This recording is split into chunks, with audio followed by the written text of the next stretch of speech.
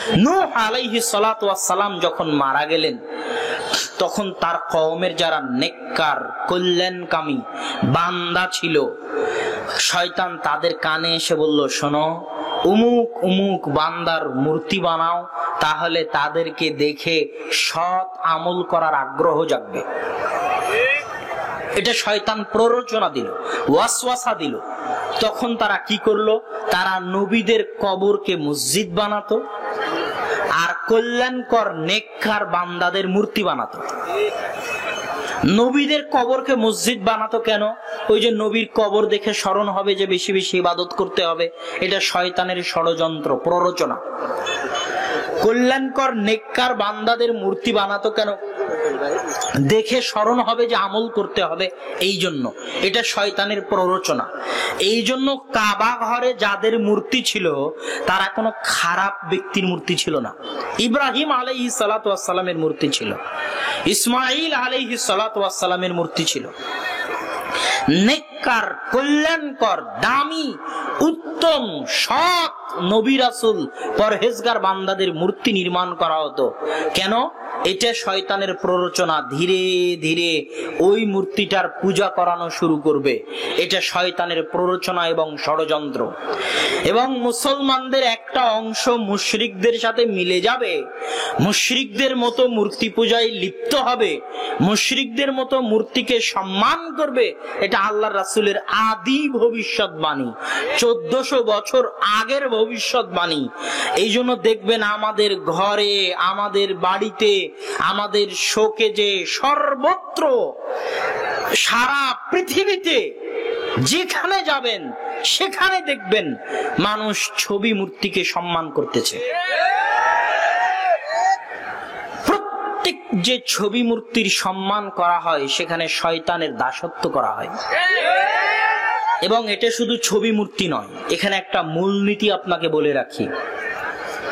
আল্লাহ সুবহানাহু ওয়া তাআলা যে জায়গাগুলোকে পবিত্র করেছেন, আল্লাহ সুবহানাহু ওয়া তাআলা যে দিনগুলোকে ইবাদতের জন্য বানিয়েছেন, আল্লাহ যে জায়গাগুলোকে ইবাদতের জন্য বানিয়েছেন, ওই দিন, ওই জায়গা, ওই ব্যক্তি, আল্লাহ যে ব্যক্তিকে অনুসরণীয় বানিয়েছেন, আল্লাহ কাকে অনুসরণীয় বানিয়েছেন? মুহাম্মদ সাল্লাল্লাহু আলাইহি ওয়াসাল্লামকে অনুসরণীয় বানিয়েছেন। তাহলে আল্লাহ যে দিন, যে জায়গা, যে ব্যক্তি, যে স্থানকে অনুসরণীয়, পবিত্র, গ্রহণযোগ্য বানিয়েছেন, ওগুলো বাদ দিয়ে প্রত্যেক যে দিনকে মানুষ সম্মান দিবে মনে করবে, প্রত্যেক যে সময় বা ক্ষণকে মানুষ কল্যাণকর, অকল্যাণকর মনে করবে, প্রত্যেক যে স্থানকে মানুষ শুভ, অশুভ, কল্যাণকর, অকল্যাণকর মনে করবে, প্রত্যেক যে ব্যক্তিকে, ছবিকে, মূর্তিকে মানুষ সম্মান দেওয়া প্রয়োজন মনে করবে, এগুলো সব কিছুই শিরকের অন্তর্ভুক্ত। এই জিনিসটা মানুষ বুঝতে চায় না। পানি হবে,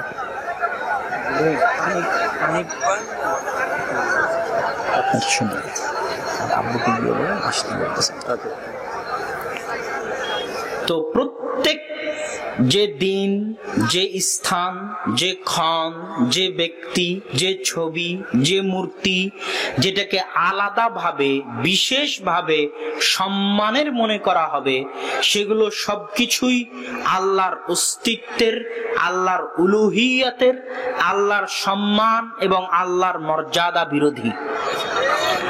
এবং এগুলো সবই ছোট শিরকের অন্তর্ভুক্ত। তো শয়তান যে কাজটা করিয়ে সবচেয়ে শান্তি পায়, সবচেয়ে আরাম পায়, সেটা হচ্ছে আল্লাহর উলুহিয়াতে শরীক স্থাপন করা। এই জন্য নিজের অন্তরকে সবসময় পরিষ্কার রাখবেন।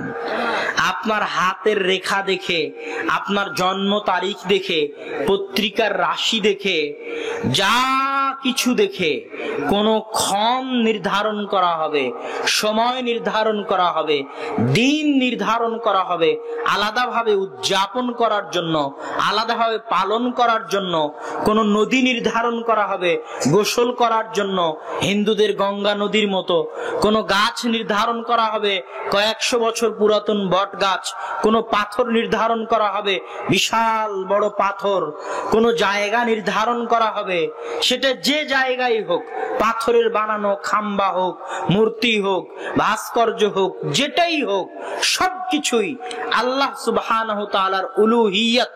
উলুহিয়ত মানে কি বুঝেন? আল্লাহ সুবহানাহু তাআলার উলুহিয়ত আর রুবুবিয়তের মধ্যে পার্থক্য আছে। আল্লাহ সুবহানাহু তাআলার তিনটে বিষয়।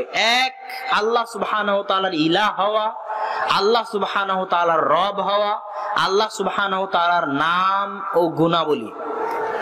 আল্লাহ সুবহানাহু তাআলার রব হওয়া এটা হিন্দুও মানে, বৌদ্ধও মানে, খ্রিস্টানও মানে, ইহুদিও মানে, মুসলমানও মানে, সবাই মানে আল্লাহ সুবহানাহু তাআলার রব হওয়া।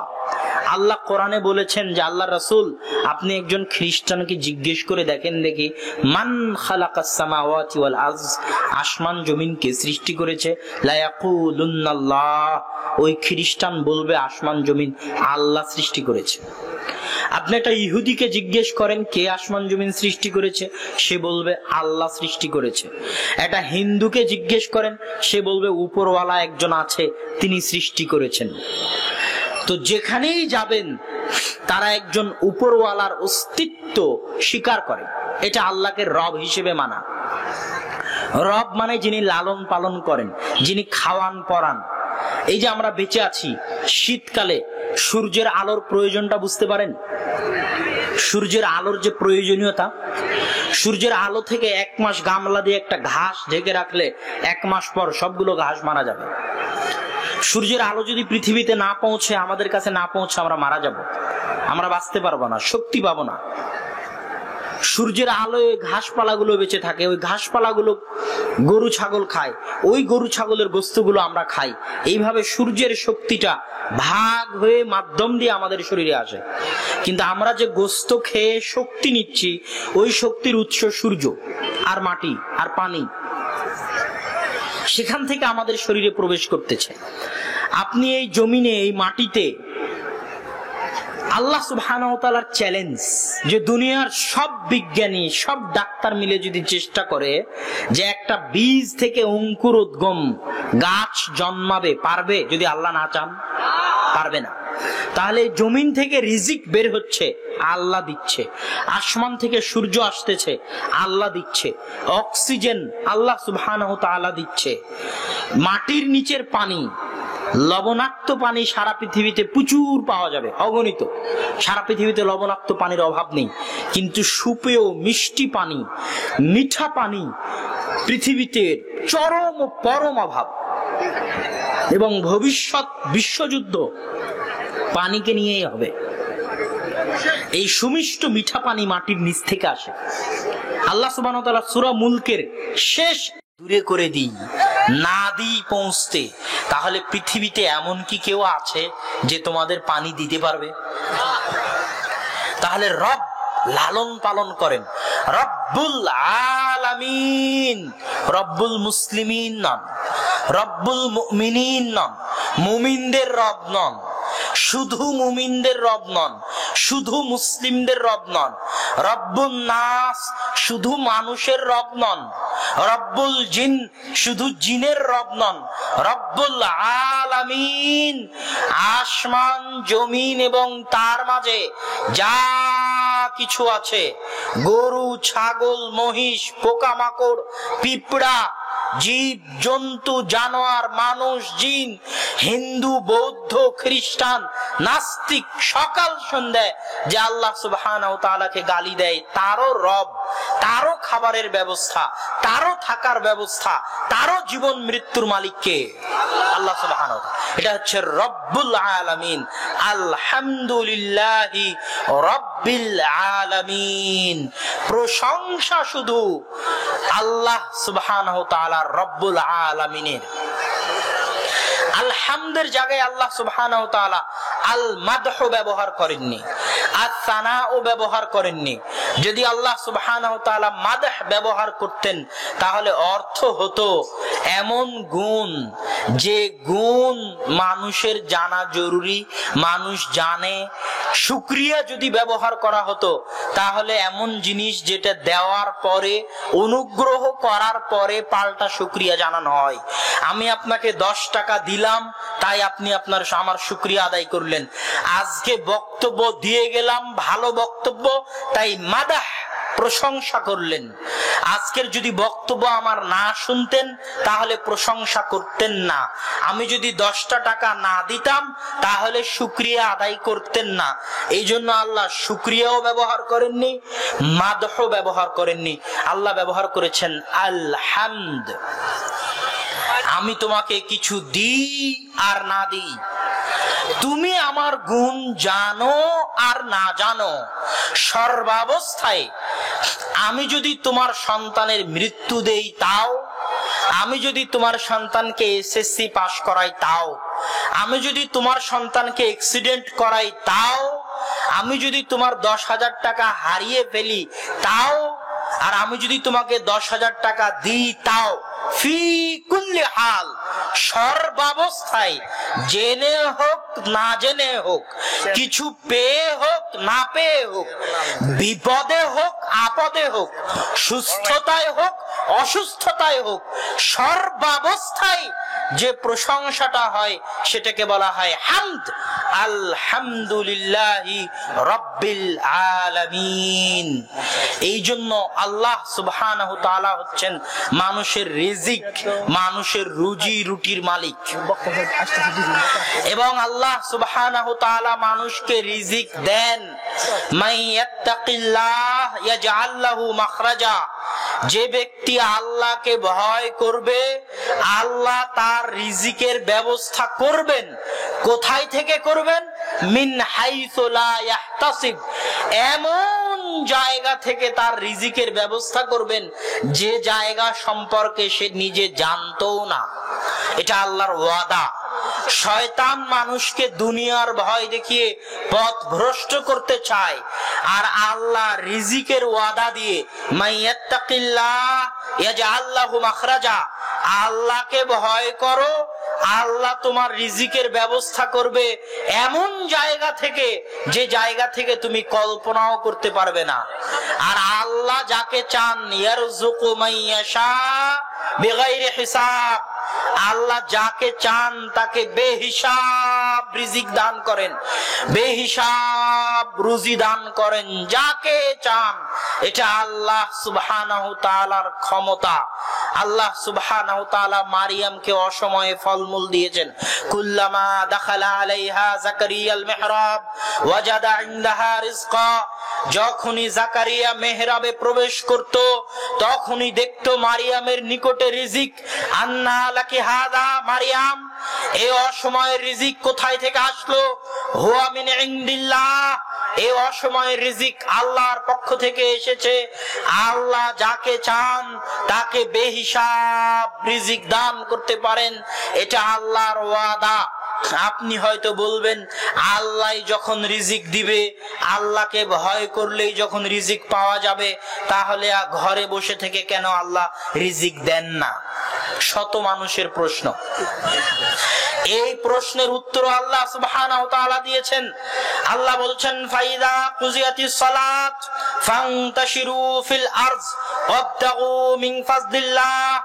দুনিয়ার মানুষ যখন সালাত শেষ হয়ে যায়, ফাইদা কুজিয়াতিস সালাত, যখন জামাতে সালাত শেষ হয়ে যায়, ফান্তাশিরু ফিল আরজ, তোমরা জমিনে ছড়িয়ে পড়ো, ওয়াবতাগু মিন ফাজলিল্লাহ, জমিনের প্রত্যেকটা কোণায়, প্রত্যেকটা ইঞ্চিতে, প্রত্যেকটা জায়গায়, প্রত্যেকটা কোণায় কোণায়, ইঞ্চিতে ইঞ্চিতে রিজিক লুকানো আছে।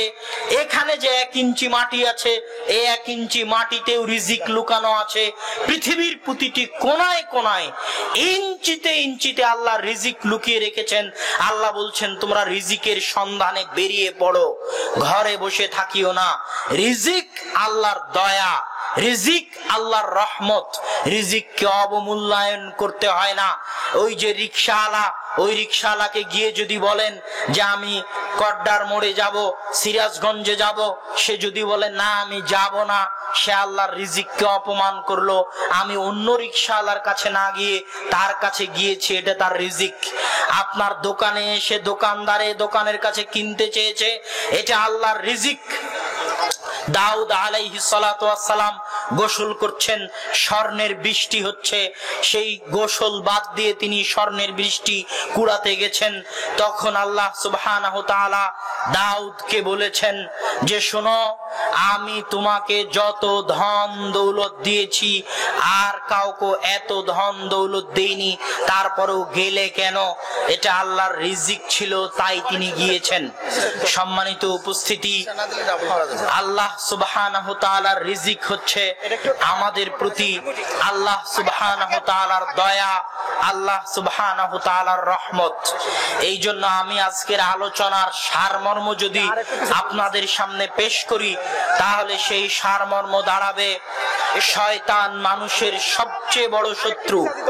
আর কোনটা যে আল্লাহর ধোঁকা আর কোনটা যে আল্লাহর পরীক্ষা, এটা মানুষ বুঝতে পারে না।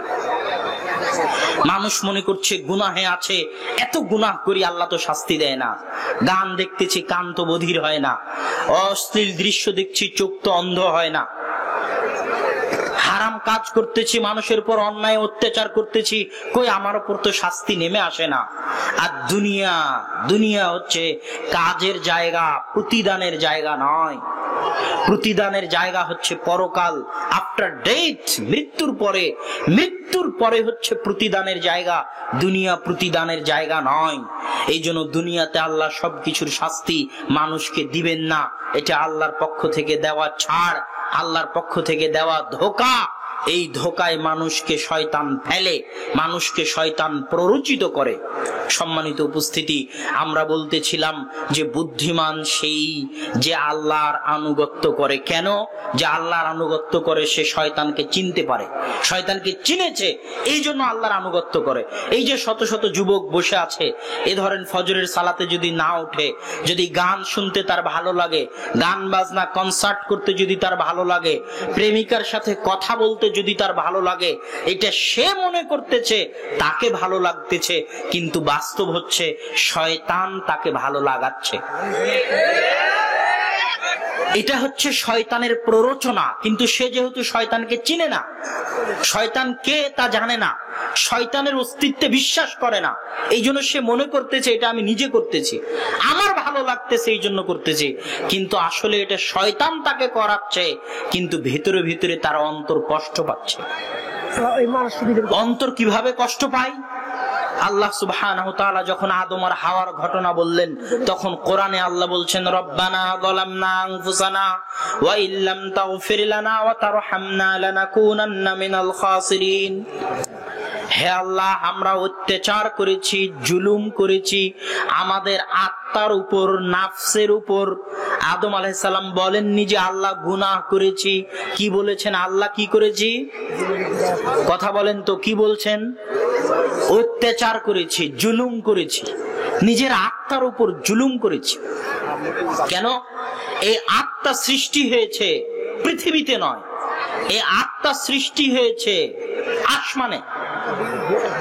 মায়ের পেটে যে শরীর সৃষ্টি হয়েছে, এই শরীর দুনিয়াতে সৃষ্টি হওয়া, কিন্তু এই শরীরের মধ্যে যে আত্মা আছে, এটা ফেরেশতা বহন করে, আসমান থেকে বহন করে এনে যখন পুরো শরীরের গঠন শেষ হয়ে যায় ৪৪-এ, তখন ফেরেশতা ফু দেওয়ার মাধ্যমে ওই শরীরের মধ্যে আত্মাটা প্রবেশ করিয়ে দেয়। মায়ের পেটে যখন শরীর গঠন হচ্ছে তখন আত্মা ছিল না। আস্তে আস্তে পূর্ণ শরীর যখন গঠন হয়ে যায় মায়ের পেটে, তখন ওই নিস্তেজ, নিষ্প্রাণ, মৃত শরীরে প্রাণ সঞ্চার করে আসমান থেকে আনা আত্মা, যেটা এখন ভিতরে আছে। এই আত্মাই মালাকুল মাউত যখন আসে, তখন এই আত্মা আত্মাই কবজ করার জন্য আসে। এই আত্মা কবজ করার বিশাল আনুষ্ঠানিকতা আছে, এই আত্মা দেওয়ারও বিশাল আনুষ্ঠানিকতা আছে। আত্মা দেওয়ার সময় লিখে দেওয়া হয়, পুনরায় লিখিত করা হয় কি রিজিক, কি ফল, ভালো মন্দ, কল্যাণ অকল্যাণ, জীবন মৃত্যু, বিপদ আপদ, বালা মুসিবত সব লিখে দেওয়া হয়। যদি ভাগ্যে করোনা ভাইরাস থাকে তাহলে পাথরের মধ্যে লুকালেও হবে, কেননা মায়ের পেটে ৪৪-এ আল্লাহ সুবহানাহু ওয়া তাআলা লিখে দিয়েছেন। আর যদি না থাকে তাহলে সারা পৃথিবী মিলে সব করোনা ভাইরাস আপনার শরীরে ইনজেকশন করে পুশ করে দিলেও আপনার শরীরে করোনা ভাইরাস হবে না, কেননা আপনার ভাগ্যে লেখা নাই। এটার নাম তাকদীরের প্রতি বিশ্বাস। তাকদীরের প্রতি বিশ্বাস না থাকলে পৃথিবী কেউ চালাতে পারবে না। পৃথিবী আজীবনই লকডাউন দিয়ে রাখতে হবে। কথা বুঝতে, যতদিন পৃথিবী চলবে ততদিন লকডাউন। এক করোনা ভাইরাস যাবে আর একটা আসবে। সারা পৃথিবী তো ভাইরাস আর ব্যাকটেরিয়াতে ভর্তি। এখানে ভাইরাস আছে, এখানে আছে, ব্যাকটেরিয়া আছে। মানুষের জীবনই ভাইরাস ব্যাকটেরিয়ার সাথে চলে। একটা যাবে আর একটা আসবে। সারা পৃথিবী লকডাউন দিয়ে রাখতে হবে, সারাজীবনের জন্য লকডাউন দিয়ে রাখতে হবে। চলতে পারবে না, কেউ চালাতে পারবে না। পৃথিবী চলতেই পারবে একমাত্র তাকদীরের উপর বিশ্বাস করে। ভাগ্যে যা আছে সেটা হবে, সাধ্যমতো সতর্কতা, আর বাকিটুকু আল্লাহর উপর ভরসা। এটাই বাঁচার রাস্তা। এই কথাটাই আব্দুর রাজ্জাক বিন ইউসুফ যখন করোনা ভাইরাস শুরু হয় তখন বলেছিলেন। কিন্তু এত সমালোচনা, বাপরে বাপ! কিন্তু এখন সবাই ওই কথায় ফিরে এসেছে। তো আব্দুর রাজ্জাক বিন ইউসুফ শুরু থেকেই অটল ছিলেন। প্রথম দিন বলেছেন যার করোনা ভাইরাস হয়েছে তার সাথে খেতে রাজি আছে, যার করোনা ভাইরাস হয়েছে তার কাফন দাফন গোসল জানাজা দিতে রাজি আছে। কিন্তু তখন সারা বাংলাদেশ সমালোচনা, ফেসবুক অনলাইন সমালোচনায় ভর্তি। কিন্তু যুগের তালে, যুগের পরিক্রমায় আব্দুর রাজ্জাক বিন ইউসুফের কথাতেই ফিরে আসতে হলো। মাঝখানে শুধু ৩ ফিট দূরত্বের বেদাত চালু হলো, আর এই বেদাত মসজিদ গুলো থেকে এখন পর্যন্ত উঠানো গেল না। আর যে আহলে হাদিসরা আজীবন শপথ করলো যে ফাঁসির কাছে গেলেও পায়ের সাথে পা মিলে দাঁড়াবে, তারাও এখন ৩ ফিট দূরে দাঁড়ানো শুরু করলো। এর চেয়ে বড় অপমান, এর চেয়ে বড় লজ্জাজনক বিষয় আর হতে পারে না। এত দ্রুত মিডিয়ার প্রভাবে, আন্তর্জাতিক সংস্থাগুলোর প্রভাবে যারা দিনকে পরিবর্তন করতে পারে, দিনের মধ্যে পরিবর্তন নিয়ে আসতে পারে এত দ্রুত, এটা অনেক দুঃখজনক, অনেক ভাবা। তো আমি এই বিষয়ে কথা বলতে চাচ্ছিলাম না, কিন্তু আলোচনার পরিপ্রেক্ষিতে চলে আসলো। তো আমরা আলোচনা করছিলাম শয়তানের ষড়যন্ত্র নিয়ে, শয়তানের প্ররোচনা নিয়ে। যে শয়তান মানুষকে সর্বদা চেষ্টা করে পথ ভ্রষ্ট করার, পথ ভ্রান্ত করার, সঠিক রাস্তা সিরাতে মুস্তাকিম থেকে দূরে নিয়ে যাওয়ার। আর শয়তানের রাস্তা থেকে তখনই বাঁচতে পারবেন যখন আপনি শয়তান সম্পর্কে জানতে পারবেন। কোন জায়গায় আছো? শয়তান হচ্ছে মানুষের ইবাদত বিরোধী, আল্লাহর আনুগত্য বিরোধী। রাসূল সাল্লাল্লাহু আলাইহি ওয়াসাল্লাম বলতেছেন, যখন পবিত্র কোরআন পড়তে পড়তে সিজদার আয়াত আসে আর আদম সন্তান সিজদা করতে যায়, তখন শয়তান কাঁদা শুরু করে। কেন? এই সিজদা অমান্য করে শয়তান পথভ্রষ্ট হয়েছে, অভিশপ্ত হয়েছে। আজ আদম সন্তানকে সে সেই সিজদা থেকে দূরে রাখতে পারেনি, এই ব্যর্থতায় সে কাঁদে। তো শয়তান হচ্ছে আদম সন্তানের চিরশত্রু, জানি মানি শত্রু, ভয়ঙ্কর শত্রু। আর শয়তান সবসময় আক্রমণ করতে চায় এই আত্মায়। ইবনুল কাইয়িম রাহিমাহুল্লাহ বলছেন, আত্মা হচ্ছে দুর্গ। আত্মা কি বলেন তো? দুর্গ। আর এই দুর্গে শয়তান আক্রমণ করতে চায় 2 কান দিয়ে, 2 চোখ দিয়ে, 2 হাত দিয়ে, 2 পা দিয়ে। কিভাবে আক্রমণ করে? শয়তান 2 কান দিয়ে ওইটা শোনাতে চায় যেটা শোনা আল্লাহ পছন্দ করেন না। শয়তান 2 চোখ দিয়ে ওইটা দেখাতে চায় যেটা দেখা আল্লাহ পছন্দ করেন না। শয়তান 2 হাত দিয়ে ওইটা করাতে চায় যেটা করা আল্লাহ পছন্দ করেন না, দুই পা দিয়ে ওটা করাতে চায় যেটা করা আল্লাহ পছন্দ করেন না। আজকে আমি বক্তব্য দিচ্ছি, আপনার কান দিয়ে বক্তব্যটা হৃদয়ে পৌঁছতেছে, আপনার দুর্গ হৃদয়ে কথাটা পৌঁছতেছে কান দিয়ে। এই কান দিয়ে যখন আপনি অশ্লীল গান শুনবেন, তখন শয়তান ওই গানের মাধ্যমে কান দিয়ে কোথায় হামলা করবে? আত্মায়, হৃদয়ে হামলা করবে। আর এক একটা হামলায় হৃদয় কালো হয়ে যায়, এক একটা হামলা হৃদয়ের উপর অত্যাচার। আল্লাহুম্মা ইন্নী যালামতু নাফসি, আল্লাহ আমি আমার আত্মার উপর অত্যাচার করেছি। এক একটা হামলায় হৃদয়ে কালো দাগ পড়ে যায়, পুরো হৃদয় অন্তর কালো কুচকুচে হয়ে যায়। তখন বাঁচার রাস্তা থাকে না, মানুষ হতাশ, ক্লান্ত, চিন্তাগ্রস্ত, বিষাদগ্রস্ত হয়ে পড়ে।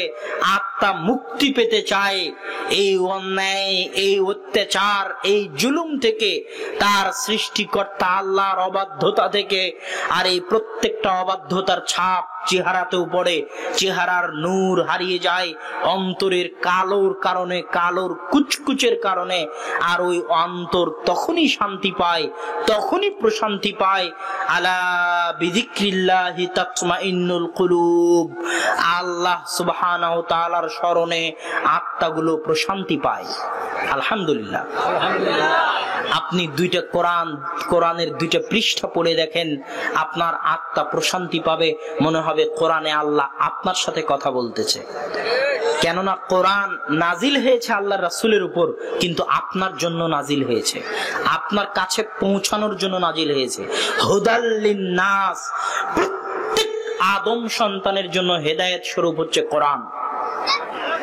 কোরআন যার জীবনে নাই তার জীবন অন্ধকার। যে বাড়িতে কোরআন পড়া হয় না ওই বাড়ি বরকতবিহীন বাড়ি, ওই বাড়ি কবরের মতো অন্ধকার বাড়ি। যার জীবন শুরু হয় না কোরআন দিয়ে, শেষ হয় না কোরআন দিয়ে, তার জীবন বরকতবিহীন, ঘৃণিত, জঘন্য জীবন, নিকৃষ্ট জীবন। একটা পশু পাখি, শৃগাল, গরু, মহিষ, ভেড়া, ছাগল, বকরির জীবন যেমন, কোরআনবিহীন জীবন তেমন। কোরআনবিহীন জীবন তেমন। এটা ঠিক বলার জিনিস নয়, আপনাকে আমল করতে হবে, কোরআনের কাছে আশ্রয় নিতে হবে, কোরআন পড়তে হবে। কোরআন আপনার হৃদয়ের চিকিৎসক, আপনার অন্তরের চিকিৎসক। আপনার জীবন বরকতবিহীন আছে কোরআনের কারণে, আপনার পরিবার বরকতবিহীন আছে কোরআনের কারণে। কোরআন দিয়ে যত মানুষকে হেদায়েত করা সম্ভব, আর কোন বক্তার বক্তব্য দিয়ে অত মানুষকে হেদায়েত করা সম্ভব নয়। কোরআন এমন এক মুজিজা, যা স্থায়ী, চিরন্তন, চিরস্থায়ী মুজিজা। আর মানুষের জীবনে যত বরকত, বরকত হচ্ছে বাস্তব জিনিস। শয়তান যেমন বাস্তব জিনিস, শয়তান যেখানে থাকবে ওখানে বরকত থাকবে না, আর আল্লাহ সুবহানাহু ওয়া তাআলা যেখানে থাকবেন ওখানে বরকত থাকবে। পৃথিবীতে মানুষ সবকিছু দুই প্রকারের, হয় ইবাদুশ শয়তান, শয়তানের দাস বা গোলাম, অথবা ইবাদুল্লাহ, আল্লাহর দাস বা গোলাম। এখানে যারা উপস্থিত আছে, হয় সবাই আমাদের আমল দিয়ে আল্লাহকে খুশি করি, অথবা আমাদের আমল দিয়ে শয়তানকে খুশি করি। হয় আমরা আমাদের আমলের মাধ্যমে শয়তানের দাসত্ব করি, অথবা আমরা আমাদের আমলের মাধ্যমে আল্লাহর দাসত্ব করি। এর বাইরে দ্বিতীয় কোনো রাস্তা নাই। সালাত পড়লেন, আল্লাহর দাসত্ব করলেন। সালাত ছাড়লেন, কার দাসত্ব করলেন? শয়তানের দাসত্ব করলেন। আপনি মনে করছেন নিজের মনের চাহিদায় ছাড়লাম? জি না, শয়তানের দাসত্বে ছাড়লেন। এই কথাটা আজকের বক্তব্য থেকে বুঝে যাবেন। আপনি সকালবেলা কোরআন পড়লেন, আল্লাহর দাসত্বে কোরআন পড়লেন। কোরআন পড়লেন না, নিজের মনের চাহিদায় কোরআন পড়লেন না, এই কথা ভুল। শয়তানকে খুশি করার জন্য, শয়তানের দাসত্ব করার জন্য, শয়তানের গোলাম হওয়ার জন্য কোরআন পড়লেন না। পর্দা করে বাড়ি থেকে বের হলেন, আল্লাহর বান্দি তাই পর্দা থেকে বাড়ি করে বের হলেন। আর পর্দা ছাড়া বাড়ি থেকে বের হলেন, শয়তানের দাসী তাই পর্দা ছাড়া বাড়ি থেকে বের হলেন। এটাই বাস্তব। এক অন্তরে দুইজনের জায়গা হয় না। হয় এই অন্তর দিয়ে আপনি আল্লাহর কর্মকে ভালোবাসেন, আল্লাহর নির্দেশকে ভালোবাসেন, আল্লাহর আনুগত্য করাকে ভালোবাসেন, অথবা এই অন্তর দিয়ে আপনি শয়তানি কাজ, শয়তানি কার্যকলাপ, শয়তানি আমল আখলাককে ভালোবাসেন। পৃথিবীতে এই দুটাই রাস্তা। অতএব সম্মানিত উপস্থিতি, শয়তানের ষড়যন্ত্র, শয়তানের চাল, শয়তানের আক্রমণ, শয়তানের প্ররোচনা সম্পর্কে আমাদের সজাগ এবং সচেতন হতে হবে। শয়তানের আক্রমণ থেকে আপনাকে বাঁচাতে পারবে কোরআন। যেখানে শয়তান আছে ওখানে বরকত থাকবে না, আর যেখানে আল্লাহ এবং আল্লাহ সম্পৃক্ত যা কিছু আছে সেখানে বরকত থাকবে। বরকত মানে হচ্ছে বাকা উশাইই ওয়া নামাউহু। বরকত একটা বাস্তব জিনিস। আপনিও 60 বছরের জীবন পেয়েছেন, আল্লাহর রাসূল মুহাম্মদ সাল্লাল্লাহু আলাইহি ওয়াসাল্লামও 60 বছরের জীবন পেয়েছেন। আপনার 60 বছরের দুনিয়া থেকে চলে যাওয়া একটা কুকুর শ্রীগালের চলে যাওয়ার মতো, আর মুহাম্মদ সাল্লাল্লাহু আলাইহি ওয়াসাল্লামের 60 বছরের জীবন চলে যাওয়া অন্যরকম। তার ওই 60 বছরের জীবনে আল্লাহ যে বরকত দিয়েছেন তা কোনো কিছু দিয়ে মাপা সম্ভব নয়। ইমাম বুখারীও অল্প জীবন পেয়েছেন, ইমাম নববীও অল্প জীবন পেয়েছেন, মাত্র 38-39-40 বছর জীবন পেয়েছেন ইমাম নববী রাহিমাহুল্লাহ। কিন্তু তার এই সংক্ষিপ্ত জীবনে আল্লাহ এত বরকত দিয়েছেন, তার কলমে, তার আমলে এত বরকত দিয়েছেন আল্লাহ সুবহানাহু ওয়া তাআলা, যে তার প্রত্যেকটা গ্রন্থ সারা পৃথিবীব্যাপী মাকবুল এবং গ্রহণযোগ্য। এমন কোন আলেম নাই, এমন কোন মাদ্রাসার ছাত্র নাই, এমন কোন মসজিদ, মাদ্রাসা, বিশ্ববিদ্যালয় নাই যেখানে তার গ্রন্থ পাঠ করা হয় না, পড়া হয় না, দার্স দেওয়া হয় না, বলা হয় না। এর নাম জীবনের বরকত। জীবনের বরকত হওয়া মানে 60 বছরের জীবন 62 বছর হয়ে যাবে এ কথা নয়। টাকা পয়সায় বরকত হওয়া মানে 5 টাকার জায়গায় 6 টাকা হয়ে যাবে এ কথা নয়। 1 লক্ষ টাকার জায়গায় 2 লক্ষ টাকা হয়ে যাবে এ কথা নয়। কিন্তু 1 লক্ষ টাকা ইনকাম করার পরেও মাস শেষে লোন করতে হয়, ঋণ করতে হয়, আর 5000 টাকা ইনকাম করার পরেও মাস শেষে 100 টাকা বাঁচে, এর নাম বরকত। 1 লক্ষ টাকা ইনকাম করেছেন, বিপদ লেগেই আছে, কেসে টাকা চলে যাচ্ছে, ঝামেলাতে টাকা চলে যাচ্ছে, লোকজনকে ঘুষ দিতে টাকা চলে যাচ্ছে, চাঁদাবাজিতে টাকা চলে যাচ্ছে, অ্যাক্সিডেন্টে টাকা চলে যাচ্ছে, চিকিৎসায় টাকা চলে যাচ্ছে, টাকা থাকতেছে না। আর 5000 টাকা ইনকাম করতেছেন, সেটা দিয়েও মাস পার হয়ে যায়, কিন্তু মাস শেষে টাকা বাঁচে, এর নাম বরকত। ওই টাকার মধ্যে বরকত হয়েছে। জীবনে বরকত, টাকায় বরকত, প্রত্যেক রিজিকে বরকত। একটা জিনিস মনে রাখবেন, রিজিক মানে শুধু যেটা রাত্রিবেলা খেয়ে আসলাম এটা রিজিক নয়। আল্লাহ আমাকে যতটুকু জ্ঞান দিয়েছে এটা আল্লাহর রিজিক।